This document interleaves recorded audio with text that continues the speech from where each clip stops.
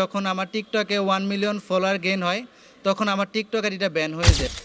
এ পর্যন্ত সর্বোচ্চ ইনকাম হলো 4.5 লাখ টাকা আমার। এখন মাসিক প্রায় 1 লক্ষ টাকার মতো ইনকাম হয়। দর্শক, দৈনিক ভোলার বাণীতে আপনাদেরকে স্বাগত জানাচ্ছি। দৈনিক ভোলার বাণী ভোলার একটি জনপ্রিয় সংবাদ মাধ্যম হিসেবে ইতিমধ্যেই ভোলায় সাড়া ফেলতে শুরু করেছে। আমরা গণমানুষের কথা বলি, সাধারণ মানুষের কথা বলি, তারই ধারাবাহিকতায় আমরা আজকে কথা বলবো ভোলার একজন কন্টেন্ট ক্রিয়েটরের সাথে। ভাই, আপনি কেমন আছেন? জি আলহামদুলিল্লাহ ভালো আছি। আপনি কেমন আছেন? আলহামদুলিল্লাহ, আমরা ভালো আছি। আমরা যতদূর জানলাম যে আপনি ভোলার এখন পর্যন্ত খুব বেশি একটা পরিচিত না, কিন্তু আপনার ফলোয়ার সংখ্যা অনেক বেশি। তো এই যে ফলোয়ার গেইন করলেন এবং আপনার কন্টেন্ট ক্রিয়েশনের যাত্রা শুরু করলেন, এটা কিভাবে করেছিলেন? আমি ভোলা জেলারই সন্তান, কিন্তু ভোলা জেলা নিয়ে কখনো ভিডিও তেমনভাবে করা হয়ে ওঠেনি। আমি ঢাকাতে ভিডিও করি, তো ঢাকাতে কন্টেন্ট ক্রিয়েটর করি, তাই ভোলার অনেকেই আমাকে চিনেন না। তো আমার কন্টেন্ট ক্রিয়েটরের যাত্রাটা শুরু হয় 2018 সাল থেকে। 2018 সালে আমি প্রথম টিকটক এবং লাইকের মাধ্যমে মিডিয়া জগতে আসি। তারপর ধাপে ধাপে ফেসবুক, ইউটিউব, ইনস্টাগ্রাম এবং অন্যান্য সোশ্যাল মিডিয়ায় ধারাবাহিকভাবে কন্টেন্ট ক্রিয়েশন শুরু করি। এই কন্টেন্ট ক্রিয়েশনের শুরুর পেছনে একদম শুরুর দিকের গল্প যদি আমরা আপনার কাছ থেকে জানতে চাই, তাহলে শুরুটা কেন করছিলেন এবং কিভাবে এই কন্টেন্ট ক্রিয়েশনের দিকে ধাবিত হলেন? মানুষ তো আরও অনেক কিছুই করে, কন্টেন্ট ক্রিয়েশনটাই কেন বেছে নিয়েছিলেন?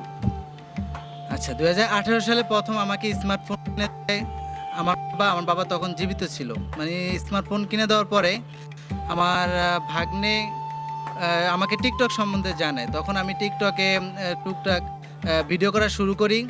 মানে প্রথম দিকে খুব কম ভিডিও করতাম, তারপর আমার এটা একটা নেশার মতো হয়ে গেছে যে যখন ভালো লাগতো, মানে ভিডিও করা খুব ভালো লাগতো, সবসময় ভিডিও করার চেষ্টা করতাম।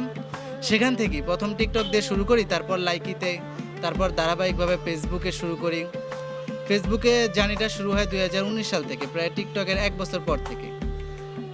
তারপর ফেসবুক থেকে ইউটিউবে, এভাবে জার্নিটা শুরু হয় আমার কন্টেন্ট। ও, এই যে আপনার এই ফেসবুকের, ইউটিউবের যে এবং টিকটকের যে জার্নি, এই জার্নির পেছনে আসলে কোনো ব্যর্থতা অথবা কোনো দুঃখের কোনো কথা আছে কিনা, অথবা খুব সুখের কোনো মুহূর্ত আপনার মনে আছে কিনা?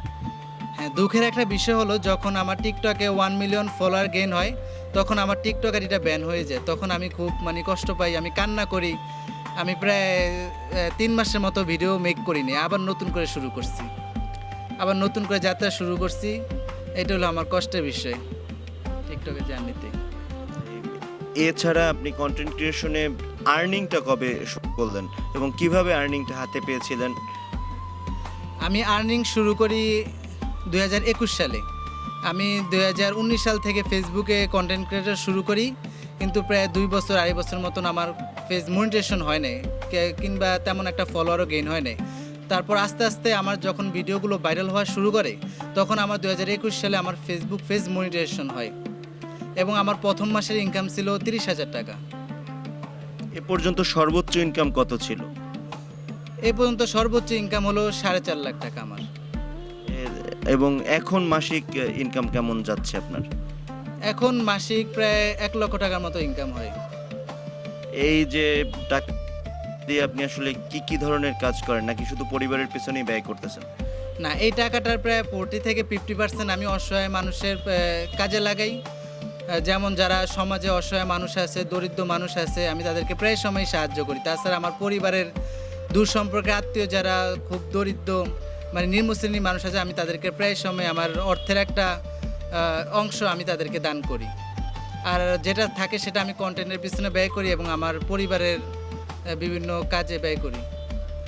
আপনার এই যে যাত্রা, এই যাত্রায় তো বলা যেতে পারে যে আপনি বেশ সফল একজন কন্টেন্ট ক্রিয়েটর। আমরা যারা নতুন কন্টেন্ট ক্রিয়েটর আছে এবং আমরা সমাজের অনেককেই দেখি যে আসলে শুধু কন্টেন্ট ক্রিয়েশনের পাশাপাশি আবার নিজের পড়াশোনাও চালিয়ে যাচ্ছে, আপনিও সেটাই করতেছেন। তো সেই ক্ষেত্রে আপনি এই নতুন এবং যারা কন্টেন্ট ক্রিয়েশনের পাশাপাশি পড়াশোনা চালাচ্ছে তাদের জন্য আসলে কি বার্তা দিবেন?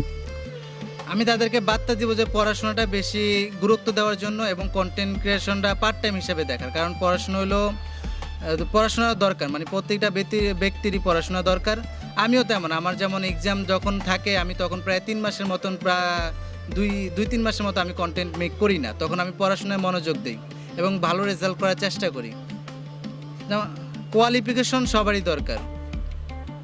আপনার যদি একদম শেষ প্রশ্ন করি, তো ভবিষ্যতে আসলে শুধু কি কন্টেন্ট ক্রিয়েশনেরই পরিকল্পনা আছে নাকি অন্য কোনো পরিকল্পনা আছে আপনার? হ্যাঁ, কন্টেন্ট ক্রিয়েটারের পাশাপাশি আমার ব্যবসার পরিকল্পনা আছে, যেন ব্যবসাটা করে যেন সাধারণ মানুষের পাশে দাঁড়াতে পারি, কর্মসংস্থানের ব্যবস্থা করতে পারি। এই জন্য কন্টেন্ট ক্রিয়েটারের পাশাপাশি আমার ব্যবসা করার পরিকল্পনা আছে, উদ্যোক্তা হওয়ার পরিকল্পনা আছে। তো দর্শক, আমরা শুনছিলাম আমাদের ভোলার একজন সফল কন্টেন্ট ক্রিয়েটরকে। যদিও আমরা আয়ুব ভাই, আমাদের ভোলায় এইভাবে এখন পর্যন্ত জনপ্রিয়তা পায়নি, অথবা ভোলায় তাকে অনেকেই হয়তো বা কন্টেন্ট ক্রিয়েটর হিসেবে ওইভাবে আমরা চিনি না, তারপরে আমরা তার সফলতার গল্প জানার চেষ্টা করলাম। আর আপনারাও এভাবেই তার যে দেখানো পথ বা সে যেভাবে আসলে সফলতার একটা পর্যায়ে নিজেকে নিয়ে এসেছে, আমরাও আশা করব তার এই মাধ্যমে, তার কাছ থেকে যে তথ্যগুলো জানলেন, এই তথ্যগুলোকে ব্যবহার করে কিছুটা হলেও আপনি আপনার কন্টেন্ট ক্রিয়েশন যাত্রাকে কিছুটা সহজ অথবা মসৃণ করতে পারবেন। দর্শক, আজকের মতো বিদায় নিচ্ছি। ভোলা জেলার সমস্ত খবর সবার আগে পেতে ভিজিট করুন দৈনিক ভোলার বাণীর ফেসবুক পেজ এবং ওয়েবসাইট।